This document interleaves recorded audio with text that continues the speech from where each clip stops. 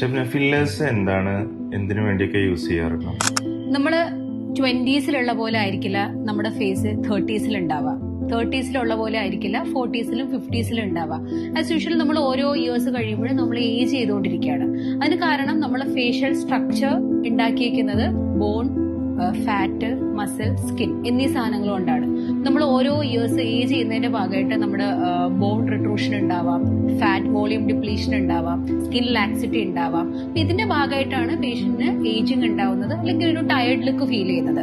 അപ്പൊ ഫില്ലേഴ്സ് എന്ന് പറയുന്നത് അതിന് വേണ്ടിയിട്ടുള്ള ഒരു FDA അപ്രൂവ്ഡ് ആയിട്ടുള്ള ഒരു ഇൻജെക്ടബിൾ മെറ്റീരിയൽ ആണ്. ഡിഫറെന്റ് ടൈപ്സ് ഓഫ് ഫില്ലേഴ്സ് ഉണ്ട്. കോമൺലി യൂസ് ചെയ്യുന്നത് ഹൈലൂറോണിക് ആസിഡ് ബേസ്ഡ് ഫില്ലേഴ്സ് ആണ്.